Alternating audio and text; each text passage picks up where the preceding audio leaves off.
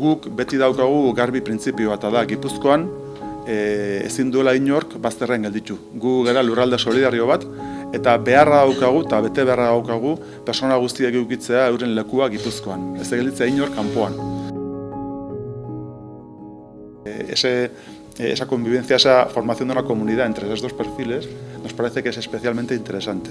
De hecho, nos decían que poco a poco esa convivencia se está mejorando, pero que es muy enriquecedor para las dos ópticas, ¿no? Para las personas con enfermedad mental y para las personas invidentes, con lo cual yo creo que esta experiencia también nos da cuenta del avance en estas políticas y sobre todo el carácter innovador y pionero del tercer sector social en el territorio de Guipúzcoa.